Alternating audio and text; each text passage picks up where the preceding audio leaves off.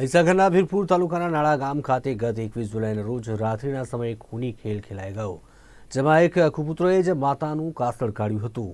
જમવાનું બનાવી આપવા જેવી નજીવી બાબતે ઉગ્ર બોલાચાલી કરી ઝઘડો કરી અંતે માતાને મોતને ઘાટ ઉતારી હતી।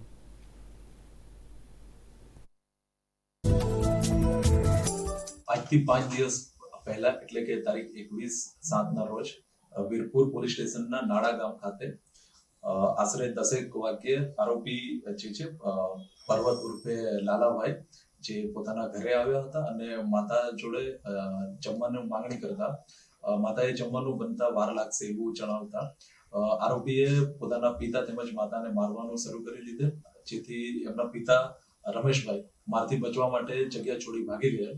આ દરમિયાન આરોપી જે પર્વત છે એને પોતાની માતાને મારવાનું શરૂ કર્યું અને એના વચ્ચે આરોપીના કાકાનો દીકરો ભરતભાઈ એ બચાવવા માટે આવેલ, તો એને પણ તું શા માટે આવ્યો છે એમ કરીને એને પણ મારીને ભગાડી મૂક્યો। ત્યારબાદ આરોપીએ આંગણામાં પડેલ લાકડીથી પોતાની માતાને માથામાં મારી દીધેલ અને એ દરમિયાન માતા બાજુમાં પડેલ ખાટલામાં પડી ગયા। ત્યારબાદ આરોપી પોતે ત્યાં સુઈ ગયેલ અને સવારે આશરે 6 વાગે બાજુમાં માતાને મરેલ હાલતમાં જોઈને આરોપી ભાગી ગયેલ હતો।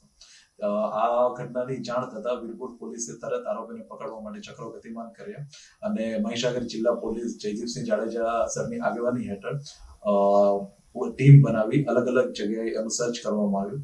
આરોપીનું મોબાઈલ બંધ હાલતમાં હોવાથી એનું લોકેશન મળી આવ્યું ન હતું। ત્યારબાદ પોલીસે નજીકનું જે જંગલ વિસ્તાર છે એમાં સર્ચ કરવાનું સ્ટાર્ટ કર્યું, પરંતુ આ જંગલ વિસ્તાર આશરે 7 કિલોમીટરમાં ફેલાયેલ હોય, આરોપીનું લોકેશન મળતું ના હોય, પોલીસે ડ્રોનનો પણ ઉપયોગ કર્યો કે જેથી આરોપીનું લોકેશન મળી શકે, પરંતુ ચોમાસાની સિઝન હોય, ડ્રોનની કામગીરી એટલી ઇફેક્ટિવ ના હોય, એની કોઈ ભાર ના મળી।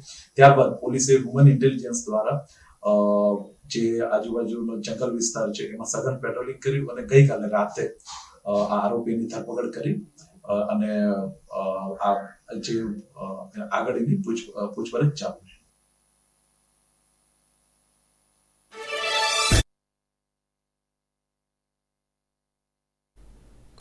ગાય અને ગૌચર બચાવવા માટે થઈને ફરી એકવાર માલધારીઓનું